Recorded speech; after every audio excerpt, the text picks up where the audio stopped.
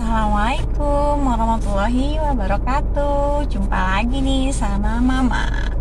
Nah, hari ini masih dalam rangka Hari Raya Idul Fitri ya, masih di bulan Syawal. Mama, Sakel, dan juga keluarga mengucapkan minal aizin wal faizin, mohon maaf lahir dan batin ya untuk semua pendengar sahabat Sakel. Nah, karena masih dalam rangka bulan Syawal, pasti masih banyak makanan-makanan di rumah terkait menu lebaran. Darahnya pada meningkat tidak nih? Karena kali ini Mama mau bercerita tentang diabetes mellitus atau kencing manis. Karena di bulan April ini nih juga ada Hari Diabetes Nasional.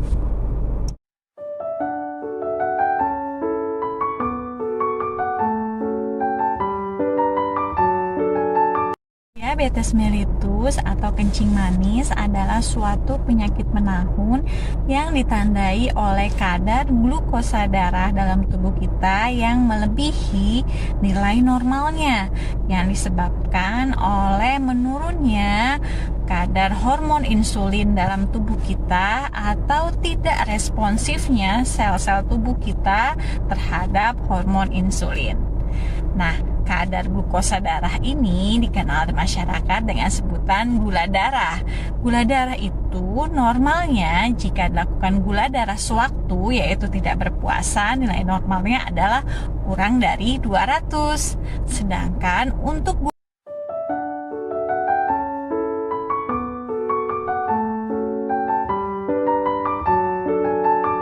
diabetes mellitus atau kencing manis ini ada beberapa tipe ya. Yang pertama yaitu dikenal dengan DM tipe 1 atau diabetes mellitus tipe 1. Diabetes mellitus tipe 1 ini adalah penyakit kencing manis yang ditandai oleh tidak adanya produksi insulin akibat pankreas atau organ tubuh kita pankreas yang tidak dapat memproduksi hormon insulin. Nah, diabetes mellitus tipe 1 ini disebut juga dengan diabetes juvenil karena menyerang atau terdiagnosa pada masa kanak-kanak atau dewasa muda. Juga dengan nama IDDM atau Insulin Dependent Diabetes Mellitus, karena pada penderita DM tipe 1 ini dia sangat bergantung pada terapi insulin. DM atau diabetes atau kencing manis yang kedua adalah DM tipe 2, diabetes mellitus tipe kedua. Nah, pada DM tipe 2 ini ada insulin, ada produksi insulin tapi jumlahnya tidak cukup atau tidak responsif ya tubuh kita terhadap hormon insulin ini, atau istilahnya hormon insulin ini tidak efektif bekerjanya. Ibaratnya seperti gembok dan juga kuncinya. Artinya si gembok ini adalah insulin ya, insulin dalam tubuh kita, dan kuncinya adalah tubuh kita. Gembok dan kuncinya ini tidak pas sehingga si insulin tidak dapat bekerja sebagaimana mestinya.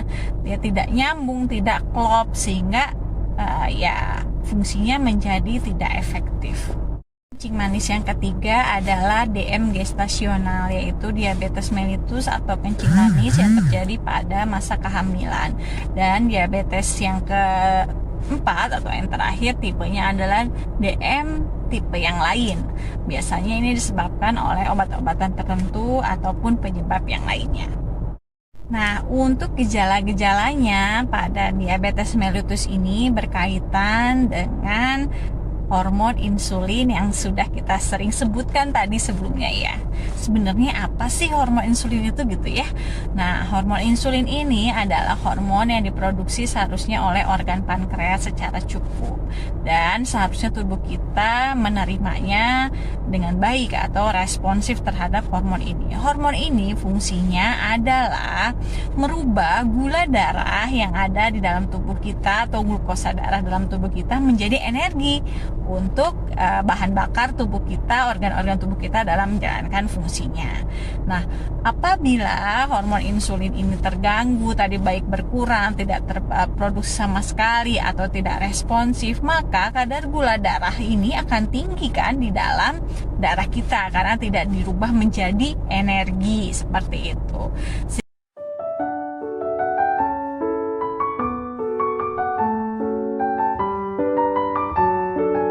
Sehingga berhubunganlah ini dengan gejala-gejalanya yang utama, yaitu ada 3 atau dikenal dengan trias polidiabetes mellitus atau kencing manis.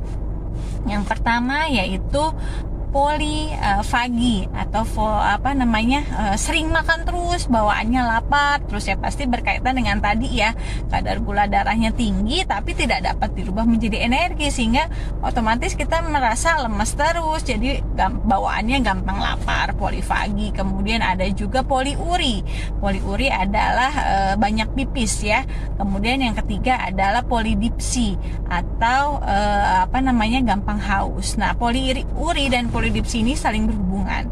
Poliuri dia sering pipis karena kadar gula darah yang tinggi tadi di dalam darah akan memicu organ ginjal untuk mengeluarkan si glukosa ini lewat air kencing, sehingga si pasien menjadi atau penderita diabetes ini menjadi sering kencing. Itu adalah kompensasi tubuh kita secara otomatis untuk mengeluarkan kadar gula darah yang tinggi tersebut yang tidak baik atau menjadi toksin dalam tubuh kita. Nah, apabila sering pipis, pasti otomatis kita menjadi cepat haus, sehingga sering minumlah seperti itu ya, sehingga disebut dengan polidipsi. Jadi 3 ya, polifagi, poliuri, dan polidipsi. Sering makan atau sering lapar, gampang lapar, kemudian sering buang air kecil, dan juga gampang haus, sering minum. Untuk gejala tambahan yang lainnya ada beberapa ya. Yang pertama yaitu ada cepat lelah ya, tadi berhubungan dengan fungsi hormon insulin yang merubah harusnya glukosa darah menjadi energi. Karena hormonnya bermasalah, jadi energi yang ada dalam tubuh juga menjadi berkurang, sehingga cepat lelah, cepat capai. Nah, ketika energi dalam tubuh kita ini berkurang, otomatis kompensasinya juga ada lagi loh, Masya Allah ya, yaitu dengan cara tubuh kita otomatis akan memecah protein dalam tubuh kita untuk dijadikan energi, memecah protein yang ada di otot sebagai cadangan energi itu ya, tadinya di dalam tubuh kita dipecahlah menjadi energi, sehingga gejala tambahan lainnya adalah bisa berat badannya akan semakin menurun, berat badannya menurun tanpa sebab yang jelas. Kemudian yang ketiga yaitu adalah biasanya sering kesemutan. Sering kesemutan ini diakibatkan karena tadi kadar glukosa darahnya kan akan meningkat, sehingga darah kita menjadi lebih kental, peredaran pembuluh darah juga akan terganggu, sehingga kalau misalnya peredaran darah terganggu ke sel-sel saraf, ke jaringan-jaringan tubuh kita, itu akan menyebabkan kesemutan. Peredaran darah yang terganggu tersebut juga akan menyebabkan gejala tambahan yang keempat, yaitu luka yang tidak kunjung sembuh ya, karena ya tadi tidak mendapatkan asupan suplai oksigen yang cukup ke dalam luka tersebut, sehingga menjadi lama sembuhnya ya, atau dikenal dengan luka diabetes ya, luka diabetes mellitus atau kencing manis. Kemudian juga dapat menimbulkan gatal-gatal, di mana peredaran darah tadi akan menyebabkan gangguan saraf dan timbullah juga gatal-gatal. Selain itu juga akan menyebabkan keputihan, bisa menyebabkan keputihan karena dengan peredaran darah yang tidak lancar tersebut, suplai oksigen yang tidak baik tersebut, maka akan memicu tumbuhnya jamur secara cepat ya, dengan gejala keputihan tadi. Dan gejala yang terakhir yaitu juga bisa menyebabkan impotensi ya pada laki-laki, karena tadi peredaran darah ke organ vital laki-laki menjadi terganggu dan terjadilah impotensi.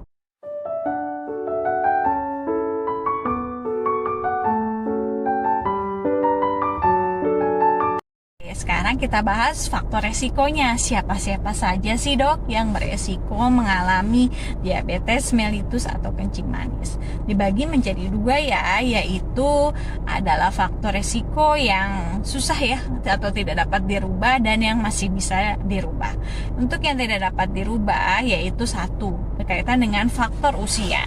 Semakin usianya semakin lanjut, semakin tua gitu ya, itu akan semakin beresiko. Biasanya usia lebih dari 40 tahun akan meningkatkan resiko terjadinya kencing manis. Kemudian yang kedua yaitu faktor resikonya adalah riwayat keluarga yang mengalami kencing manis juga. Biasanya misalkan orang tuanya memang menderita kencing manis, biasanya anaknya akan lebih beresiko seperti itu.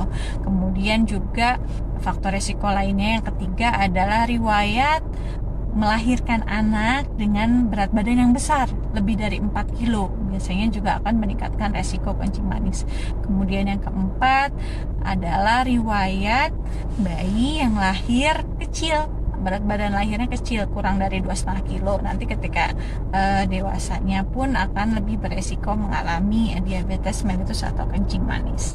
Dan yang terakhir adalah riwayat kehamilan yang kadar gulanya tiba-tiba meningkat atau tadi yang disebut dengan diabetes mellitus gestasional. Untuk faktor resiko yang masih bisa dirubah, yang pertama adalah kegemukan ya, overweight atau obesitas terkait berat badan yang bisa kita lihat dari indeks massa tubuh atau IMT kita, di mana lebih dari 23 IMT-nya akan sudah meningkatkan resiko terjadinya kencing manis atau diabetes mellitus. Kemudian dilihat juga dari lingkar perut, di mana untuk laki-laki lingkar perut lebih dari 90 cm akan meningkatkan resikonya kencing manis. Kemudian untuk perempuan lingkar perut lebih dari 80 cm akan meningkatkan resiko diabetes mellitus. Yang kedua adalah kurangnya aktivitas fisik ya, atau di sini adalah olahraga. Kemudian yang keempat adalah dislipidemi atau hiperkolesterol, kolesterolnya tinggi, LDL lemak jahatnya tinggi, trigliseridnya tinggi, itu pun akan meningkatkan resiko. Kemudian yang kelima adalah adanya riwayat hipertensi ya, yang mempunyai darah tinggi juga lebih beresiko.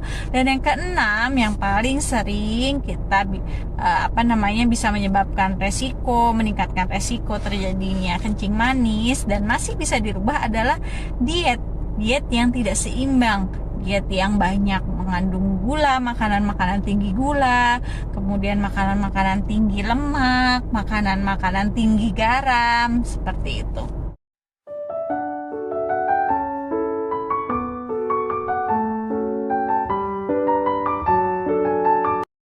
Untuk komplikasi-komplikasi kencing manis atau diabetes mellitus bisa kita urutkan dari atas ke bawah tubuh kita ya. Yang pertama dari kepala atau otak kita, dari dalam sini adalah berkaitan komplikasinya adalah stroke. Kemudian beralih lagi ke mata, resikonya adalah dinamakan retinopati diabetik ya, atau gangguan penglihatan yang menyerang retinanya atau saraf matanya ya. Ini lebih susah penyembuhannya juga.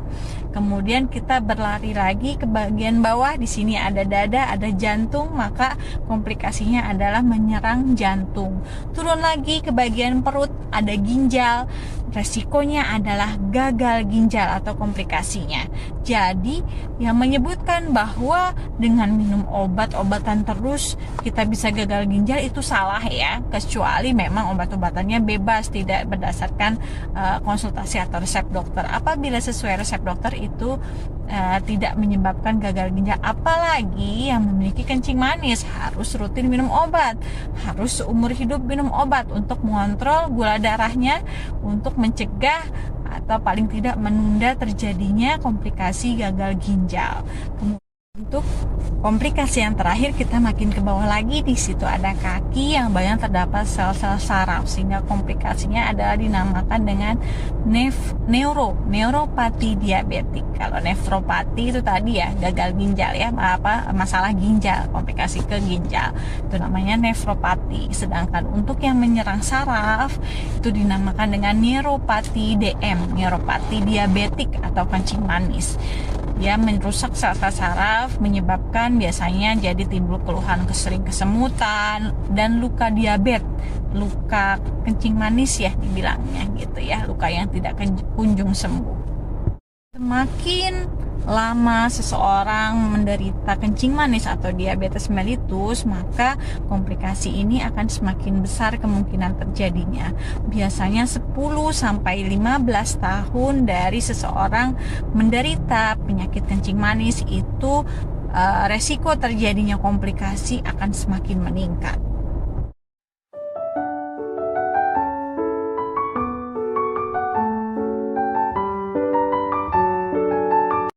Untuk pencegahan kencing manis atau diabetes adalah pastinya dengan tadi mengendalikan faktor-faktor resiko yang masih dapat dirubah. Dengan cara apa? Yang pertama adalah olahraga rutin atau aktivitas fisik yang dilakukan secara rutin, yaitu 30 menit sehari. Biasanya, atau maaf bukan biasanya, tapi idealnya adalah dilakukan 2-3 kali seminggu. Lebih ideal adalah 3 kali ya dalam seminggu, dan optimalnya adalah dapat dilakukan 5 kali seminggu. Kemudian yang kedua adalah dengan cara menjaga berat badan tadi ya, karena ternyata overweight, obesitas menjadi faktor resiko. Kita menjaga berat badan tubuh yang ideal dengan cara apa ya? Tadi salah satunya olahraga, dan pencegahan yang ketiga yaitu berhubungan dengan makan atau diet ya. Jadi melakukan diet makanan yang seimbang, yang rendah gula, kemudian rendah lemak ya, rendah garam, karena hipertensi juga akan menjadi faktor resiko seperti itu. Dan memperbanyak asupan serat dari buah dan sayur itu juga sangat penting ya untuk mencapai diet atau makan gizi seimbang. Kemudian yang selanjutnya adalah pencegahannya dengan cara screening. Screening ini adalah pengecekan gula darah atau glukosa darah secara rutin. Yaitu ya biasanya kalau di tempat kerja mungkin setahun sekali ada medical check up ya, atau apabila kita memiliki faktor resiko keluarga yang menderita kencing manis, maka harus rutin juga kita melakukan pengecekan tersebut. Apalagi misalkan usia kita sudah di atas 40 tahun, kita harus lebih sering mengecek atau screening gula darah kita. Apabila kedua orang tua kita seperti itu misalkan, atau kakek nenek kita mengalami kencing manis sebelumnya, kita harus rutin, misalkan ya tadi setahun sekali atau 6 bulan sekali gitu ya. Atau apabila sudah mulai meningkat tapi belum melebihi normal tapi sudah batas-batas atas ya, bisa ditingkatkan screeningnya menjadi sebulan sekali, 3 bulan sekali, seperti itu. Yang kelima adalah dengan cara menghindari rokok dan juga alkohol, baik perokok pasif maupun perokok aktif ya. Kemudian juga ya tadi alkohol. Dan yang terakhir atau yang keenam adalah mengelola stres. Terima kasih, semoga bermanfaat. Ayo semangat untuk para penderita kencing manis agar tetap senantiasa sehat dan juga komplikasi dapat kita cegah. Dan bagi yang tidak mengalami atau menderita kencing manis, ayo tetap semangat menjaga kesehatan agar kita terhindar dari penyakit diabetes mellitus atau kencing manis ini. Terima kasih. Wassalamualaikum warahmatullahi wabarakatuh.